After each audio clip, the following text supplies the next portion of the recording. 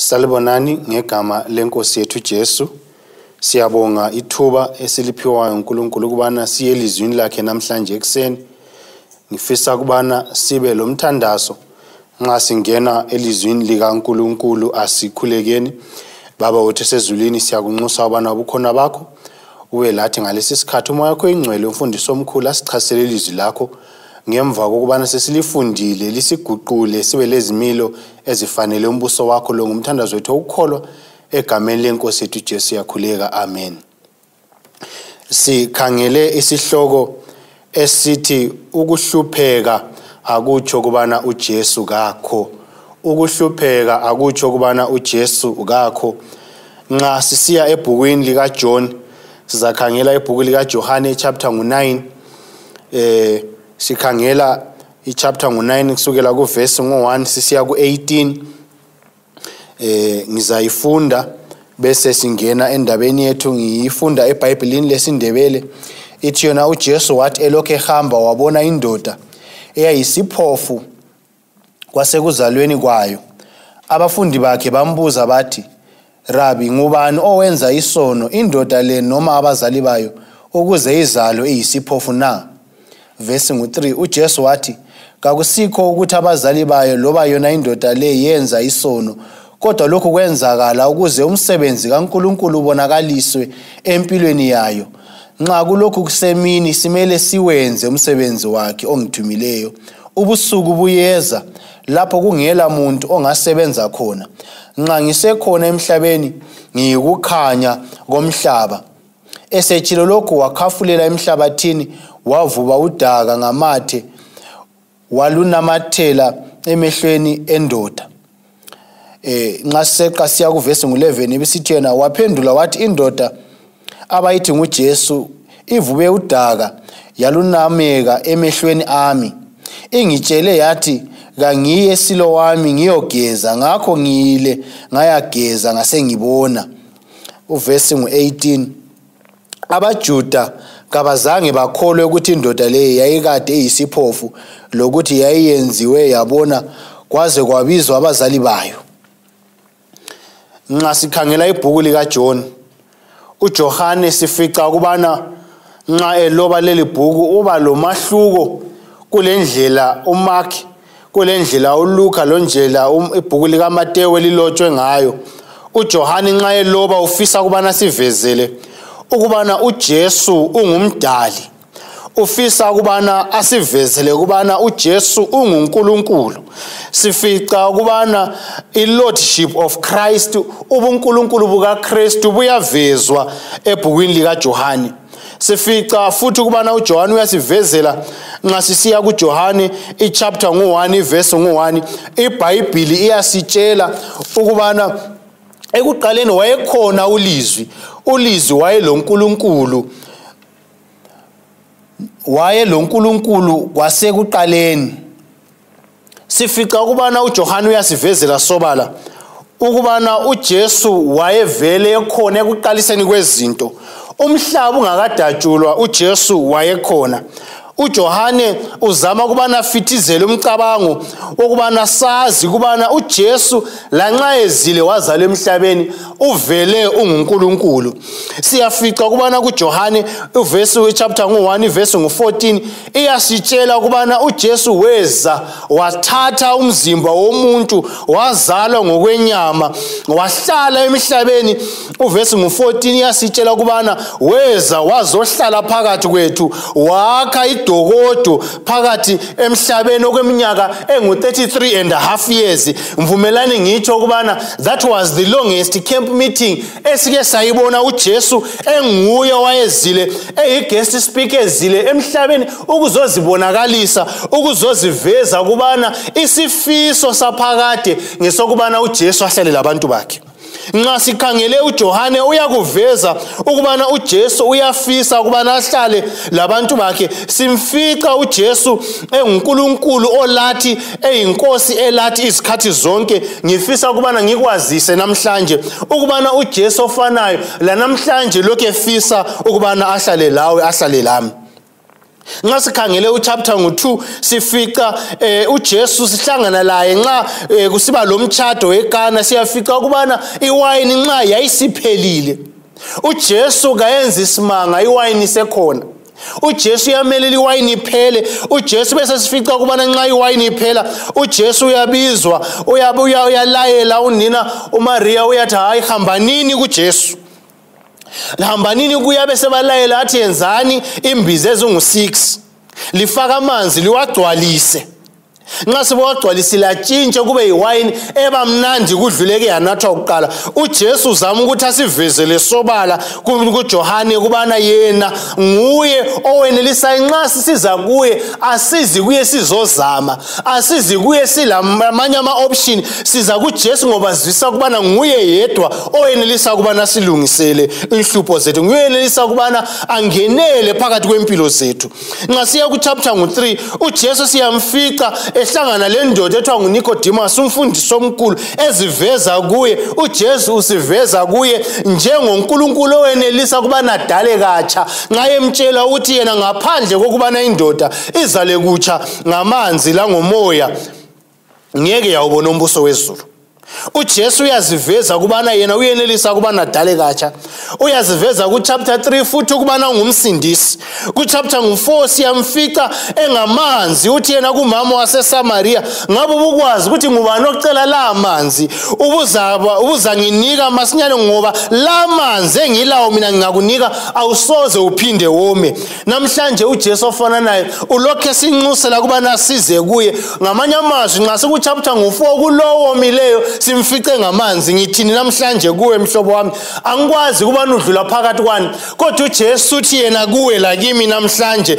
kolokho odlula phakathi kwakho kulokho lapho uzifica khona ulenswelo uJesu uyenelisa ukubana afinyelele noma yipi inswelo simfica eyilokhu esifisa kubana ebe yikho khona simfica eyilokhu esikushoda esikuswela uJesu simfica enguyenelisa kubana agcwalise kuchapter ngo-5 uJesu siyamfica ekhuluma le ndoda eyayisileminyaka engu-38 years ihlezi echibini laseBethsaida uthi yena Nkosi ngiswele ongangifuqela phakathi uJesu asimtholi esithi hayi ukuze indaba yakhe ilunge kungcono sikufuqele phakathi kumbe kungcono sizama ukubana sekungeniswe phakathi lapho abanye abebesithi bangaphoswa khona bazuze ukusila kodwa uJesu simfica emsilisa ngendlela engajayelekanga uthi thabatha umbheda wakho uhambe nxa sifika kuchapter ngo-9 sinanzela ukubana uJesu indlela ayenza ngayo kuJohane uyasivezela kwamanye amabhuku kuMateyu kuMark lakuluka uJesu imfice ngumuntu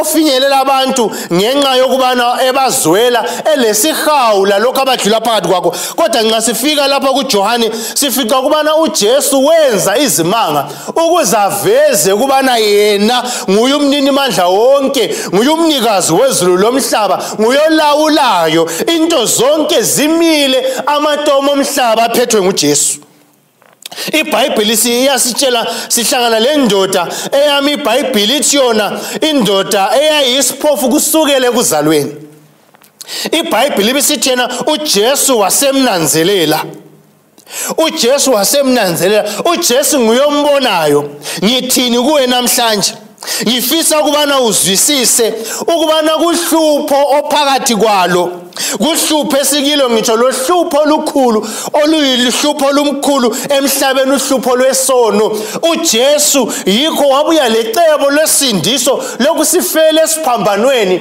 ngesikhathi mina lawe sibhukutsha sikholisa siphakathi kwesono uJesu wabuya lecebo losindiso ngoba uJesu nguye wananzelelayo ukubana mina lawe siphakathi kokufa ngokungena esonweni ngamanye amazwi ngithi mina kuwe namhlanje ungaba udlula phakathi kweziphithiphithi ungaba udlula phakathi kwenhlupho ezinzima ezijiyeneyo kodwa uJesu namhlanje ufisa ukubana ngikwazise ukubana uhlupho odlula kilo uyalubona ulukhangele iBhayibheli ithi yona baletha umbuzo babuza bathi Jesu akusitshele abafundi bakaJesu bayaletha umbuzo bathi sitshele ngubani onayo ukuze lindoda izalwe ingaboni ngabazali bakhe na kumbe uyilokho ayikho khona ngenxa yokubana yena nguye onayo.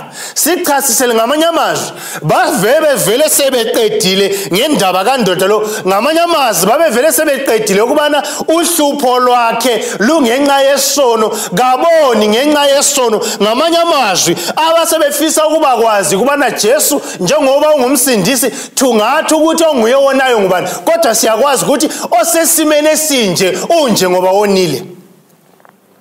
Angikwazi ukubana namhlanje iziphi inhlupho ikwini odlula phakathi kwakho othe ungena kikho, engxenye wena, engxenye abantu abakukhangele izihlobo, umkakho labantwana, engxenye umakhelwane, engxenye abazalwane, bakutshela bathi hayi ungabona udlula kupho kunje, kuthi ukuthi kukhona okonile. Ngifisa ukubana siswisise namhlanje ukubana abangani bakaJesu, amaKristu ayangena ehluphekweni. Ukuhlangana lenhlupho akutsho ukubana uJesu kuchile, ukuhlangana lenhlupho akutsho ukubana uthukiwe. Siyafica umngani kaJesu uLazarus, iBhayibheli lithi yena wagula kuJohane 11 waze wafika esigabeni sokubana wafa, kodwa lokhu kwenzakala ukuze kuveza amandla kaNkulunkulu. uJesu nxa ebaphendula uthi akekho onileyo abazali bakhe kabonanga, laye lundoda konanga, kodwa lokhu kwenzakele ukuze kubonakaliswe amandla kaNkulunkulu. Ngamanye amazwi kuJohane uJesu ufisa ukubana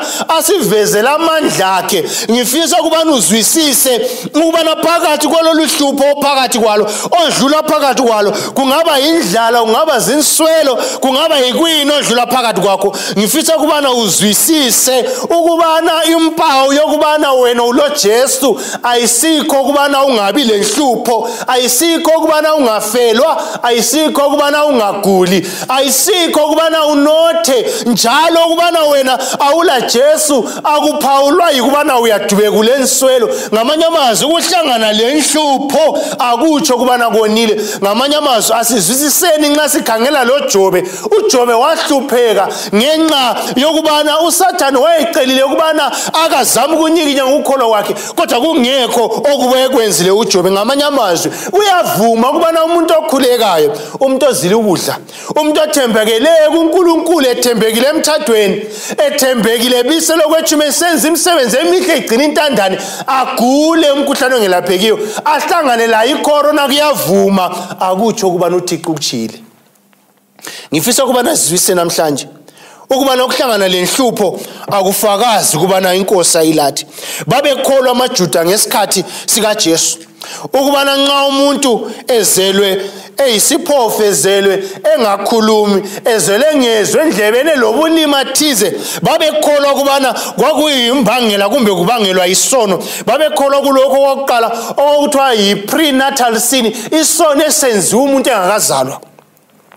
Babekholwa lokhu. Khona omunye othiwa ngu-Antonius olobayo, nxa ekhuluma uthi yena, nxa exoxisana lomunye omunye umfundi othiwa nguJuda, uthi hayi man, uJuda wayekholwa ukubana vele umuntu uhlabe lobubi evele seselihlwile esiswini sikamama, kodwa wasesithi hayi, ngaba kunjalo, ngaba umntwana uyaphumela ngaphandle ahlakhabe esiswini sikanina aphume ngenxa yokubana isono sebese sifuna ukuphumela ngaphandle. Kodwa wasesithi yena hayi, uAntoninus wathi yena hayi, kuthi ukuthi isono siqale umuntu elihlwili siqala nxa umuntu ebelethwa. Nxa umuntu ebelethwa kulapho isono esiqala khona. Babekholwa ukubana nxa umuntu ebelethwa kulapho umuntu ahlabe mubi khona abesehlangana lenhlawulo yobubi yokona. Sifica ukubana esinye isizathu abesibili ababekholwa kiso, babekholwa ukubana umuntu angakazalwa uyakaphile kwenye indawo, iyayinkolo yamaGriki. Babekholwa ukubana umuntu uyaphila kwenye indawo abesesithi khona nxa esebuya ehlambulukile abesengcoliswa, aphanjaniswe ngumzimba lo abuye angena kiwo. Ngamanye amazwi labo babelenkolo enjalo ukubana kumele kudingwe ukubana undoda lo azabe nje ngubani onileyo.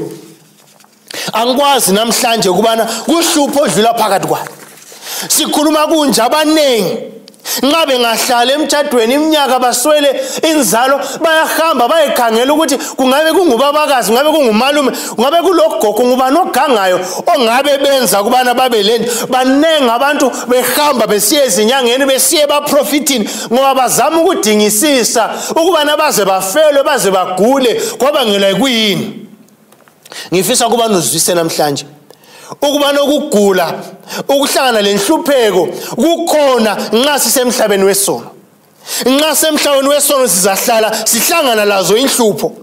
iBhayibheli nxa ungabala kuExodus 34 verse 7 la kuManani 14 verse 18 iBhayibheli iyasitshela ukubana amaJuda babekholwa ukubana nxa uNkulunkulu ekhuluma esithi ngenxa yesono senu ngizehlisela ulaka lami kusizukulwane lesizukulwane senu, babekholwa ukubana hayi kuthi ukuthi ukhona onile nxa sohlangana lohlupho. Kodwa siyahlangana lapho uJesu esivezela sobala ukubana inhlupho ziyaba khona, uyahlangana lazo kungekho okubokwenzile. Kodwa uJesu efuna ukubana aveze amandla akhe ngawe. Ngifisa ukubana ngilethe umbuzo namhlanje ukubana kulolu hlupho odlula kilo yikuyini uJesu akade efisa ukubana ukuvezele umhlaba. Okwehlulekileyo ukubana uveze umhlaba ubone amandla kaJesu empilweni yakho.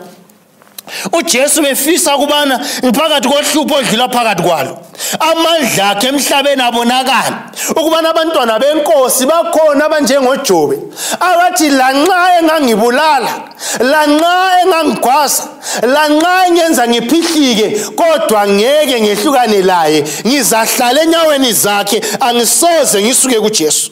Namhlanje uNkulunkulu ufisa ngezikhathi ezinje umhlaba unzima udinga abantwana benkosi abazathemba uNkulunkulu, abangasoze bahambe bayeziqinisa, abangasoze badinge izikhonkwana, abangasoze bathi nxa bengahlupheka balahla ukukholwa. Banengi namhlanje abathi nxa ngingabuya kuJesu, uJesu ngeza kuye sengi-immuniziwe, sengihlatshwe injection yokungahlupheki. Ukuza kuJesu akutsho ukubana usahlanganile lohlupho. Ngifisa ukubana ngikuvezele sobala abangani bakaJesu bayafa, bayagula, kodwa uJesu ufisa ukubana ekuhluphekeni kwethu simdumise, sitholakale singadangalanga.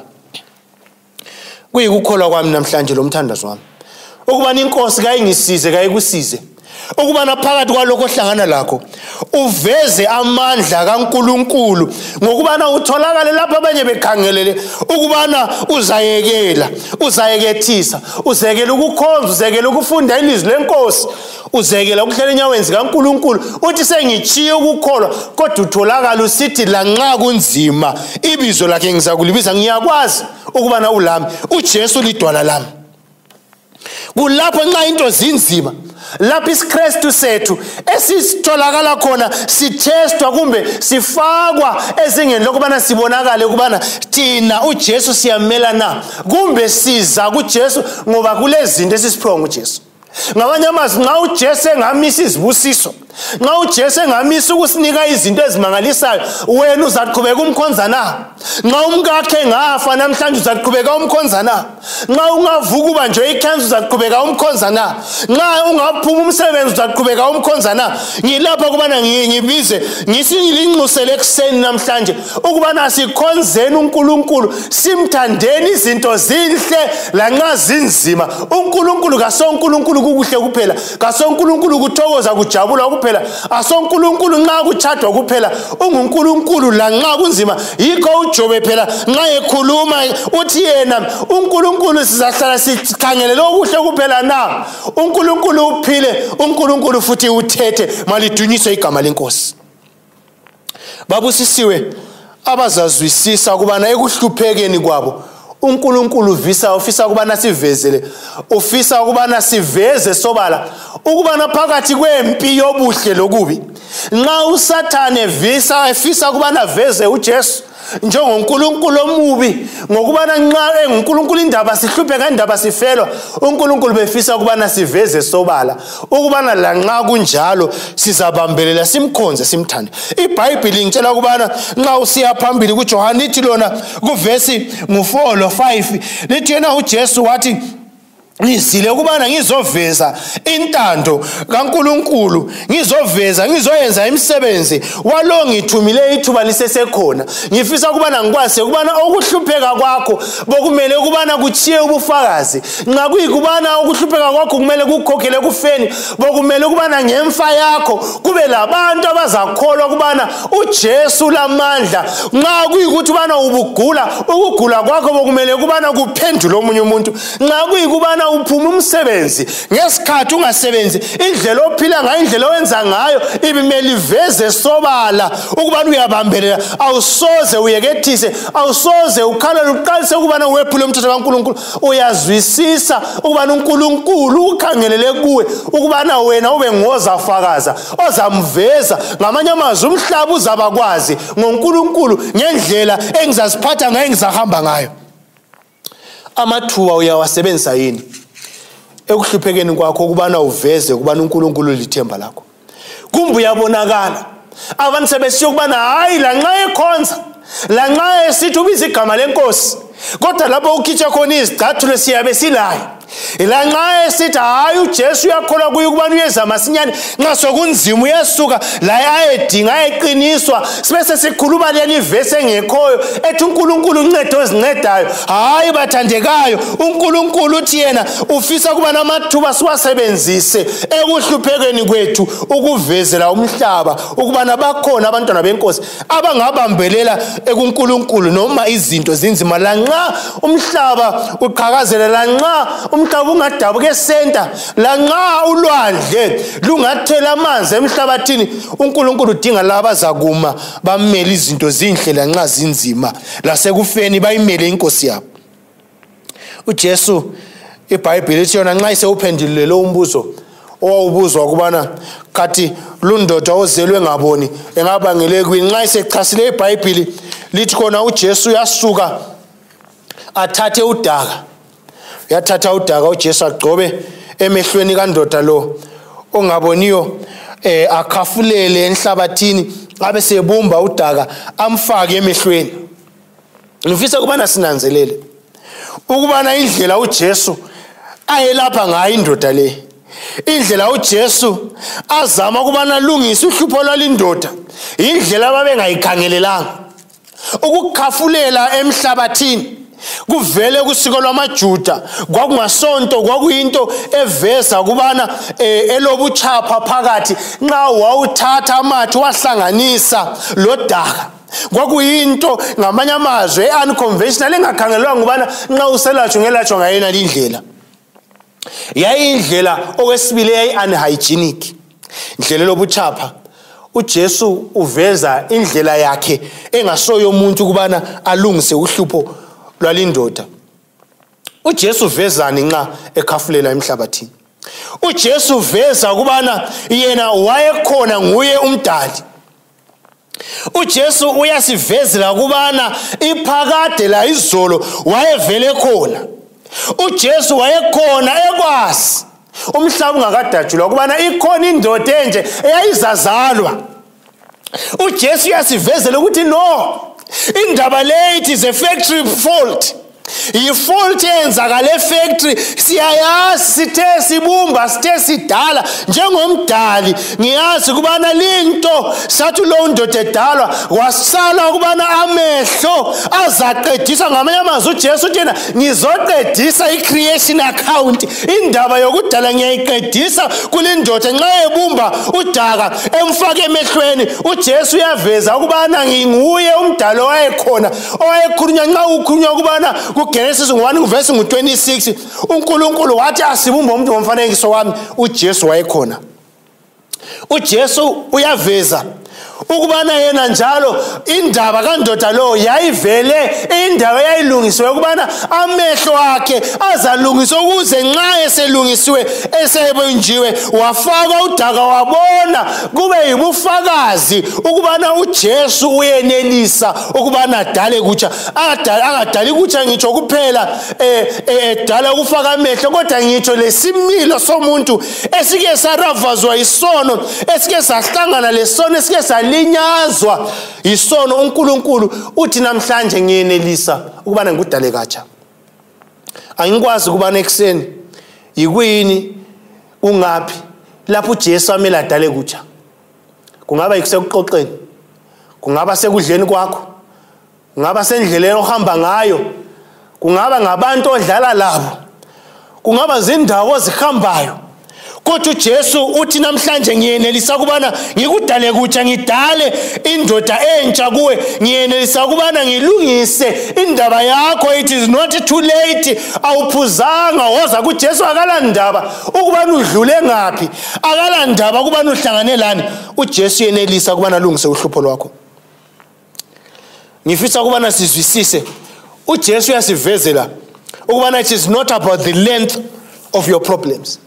Kulabantu abahluphekile kusukela ekudaleni kwabo, abanye sebeze badinga ukubana singabe kwenza ukubana ngibe ngumyanga nxa inkukhu zami zithi singachikhamisela amatsiyana afe, nxa imbuzi ziphunza, nxa inkomo amathole sifa kuhamba njani. Engabe khona yini owangilungisayo? Engabe khona owangicupha isithathu, owangicupha unyawo njengoba ngingani ngizwa unyawo olubuhlungu? Hayi, kungenzeka ukubana uhlale iminyaka eminingi uphakathi kohlupho, iminyaka lesikhathi osichithayo uhlupheka. Akutsho ukubana uNkulunkulu kakho lawe. Indoda le yayindoda iphila, yayihamba icela. Nxa bembuza, indoda wevele beyibona yayiphila ngokucela ngoba iyisiphofu. Indoda yayisikhulile, indoda yayisileminyaka emhlabeni ingakazi ibone. Kodwa uJesu yafika ngamanye amazwi. Ngifisa ukubana ngikwazise namhlanje ukubana ungakhulekela uhlupho lwakho, uNkulunkulu angaphenduli khonapho. Kungenzeka ukubana ucele ulutho uNkulunkulu angalungisi khonapho, kodwa akutsho ukubana uNkulunkulu akasoza lilungise. Singathandaza uNkulunkulu ufisa ukubana zwise ukubana ngensuku zokucina silohlupho lwamaKristu abathi bengakhuleka khonapha ngoba badla ama-instant porridge, ama-instant noodles, lemithandazo bafuna ama-instant answers. Kodwa sifica ukubana lindoda lanxa yayisilesikhathi eside iphakathi kohlupho, uNkulunkulu uJesu kulelanga lapha abuya khona amfinyelele. Namhlanje uJesu uthi la kuwe akukhathalekile ukubana ulesikhathi esinganani, uleminyaka enganani, kuyisikhathi esinganani, uthwele nzima. Inkosi ifisa ukubana ngikwazise namhlanje ukubana ekuhluphekeni kwakho likhona ilanga elibekiweyo, hathi kuphele ekuhluphekeni komhlaba, kodwa lapho uJesu azabonakala khona esiza ukubana azoqeda inhlupho lezi. Ngifisa ukubana kwazi ukubana ukuhlupheka odlula phakathi kwakho akusoze kuhlale kunje, kulelanga lapho uJesu azaqeda khona inhlupho zethu. Ngifisa ukubana wazi ukubana nxa ukhuleka ungekele ukukhuleka ngoba uthandazele. Namhlanje wathandaza for 2 months, uNkulunkulu wangaphenduli. uNkulunkulu yezwa imthandazo. Indoda le iyahamba, uNkulunkulu Jesu yamlayela uthi ahambe egeza ichibini laseSilowami. iSilowami yona yayisitsho ukubana lo othunyiweyo. Kanti othunyiweyo ngubani? uJesu ngiyozivezayo. Uthi mina ngizile ukubana ngizoyenza umsebenzi walo ongithumileyo. Ongithumileyo kunguNkulunkulu uBaba. Ngamanye amazwi, nxa uJesu ethi hamba uyegeza kumfula echibini laseSilowami elithi ukuthi lo othunyiweyo, uJesu uthi hamba uyegeza echibini lami. Ngamanye amazwi uJesu uzivezela into ezimbili. Owokuqala usivezela i-genitive of source ukubana nguye umnikazi waleli chibi. Okwesibili uJesu uyasivezela ukubana i-genitive of possession yokubana yena ngumnikazi, ayisiyo wadalayo kuphela kodwa ngumnikazi waleli chibi. Uthi hamba uyegeza. Indoda le nxa yayingala ithi mina uJesu nxa ungisilisa ngelapha kathesi, yayingasoze ifumane. Ngamanye amazwi uJesu nxa elayela indoda engaboniyo ukubana ihambe iyegeza emfuleni, uJesu ufuna ukubana aveze into eyisimanga kimi lakuwe ukubana nxa uJesu esitshela ukubana senze ulutho kuyadinga ukubana ngibe lokukholwa. Ukukholwa kuyavezwa ngokubana ngihambe lanxa into ongakaziboni. Ngamanye amazwi ukukholwa kuyikulalela uJesu lanxa lokho athe ukwenze kungakagcwaliseki. Nxa uJesu ekuthembisa ulutho uyabambelela kuleso sithembiso lanxa singakagcwaliseki, ngoba uyakholwa ukubana othembisileyo kehluleki, ngoba uyakholwa lo okhulumileyo uyagcwalisa. Indoda le uyahamba ngokukholwa. Angiyafisa bathandekayo ukubana ngabe namhlanje mina lawe besingakhuleka sicela ukukholwa kwalindoda eyahambayo yageza iyodwa, ikholwa ukubana lo ngithumileyo ngingakwenza, ngizakusila. Lo mthombo afika egeza khona kwawuyakhelwe ngaphansi kwentaba ethiwa iTemple Mountain. Ngamanye amazwi amanzi ayegeleza evela kuchibi evela kuspring ethiwa nguGihon babebuya bezogeza khona bekholwa kuba nxa bengageza khona phana kukhona okwenzakalayo konke uJesu ufuna ukubana veze something ukubana nxa ezogeza lo ziphosa kulowo mthombo la nxa ebengcolo kunganani la nxa ebengahlambulukanga kodwa nxa ungasiphosa kulowo mthombo umthombo nguJesu igazi lika Jesu liyenelisa ukubana liselaphe liyenelisa ukubana lidale umahluko liyenelisa ukubana lisigezise liyenelisa ukubana lidale impilo entsha bayambuza bathi nxa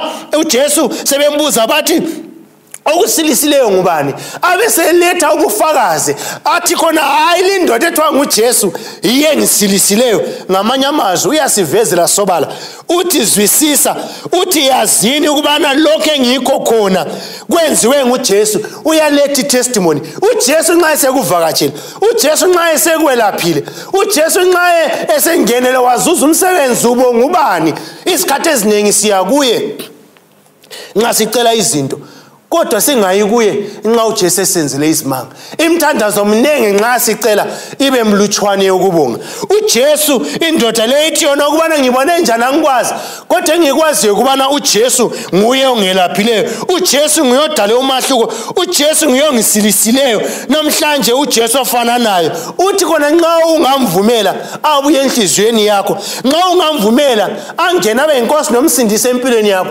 ulakho ukubana adale umahluko ulakho ukubana tshintshe umlomo okhuluma amanga ukhulume iqiniso ulakho ukubana guqule isikliwi sibe indoda ethobekileyo ethambela ilizwi lenkosi ulakho ukubana tshintshe umntwana olobudlwangudlwangu ongahloniphiyo oliphakaphaka abe ngumntwana olalelayo ulakho ukubana tshintshe indoda elolaka ibe indoda elomusa ulakho ukubana tshintshe indoda ebiphila impilo ephambana nentando kaNkulunkulu akuguqule namhlanje uJesu uthi yena it is not too late woza kuye abe sekwenzela isimanga abe sekuguqula ukuze ufanele umbuso wakhe phakathi kwalokho odlula phakathi kwakho bambelela kuJesu masinyane lezi inhlupho zizadlula uJesu uzakusithatha siye ekhaya ezulwini uNkulunkulu abuse kufunda kwelizwi lakhe.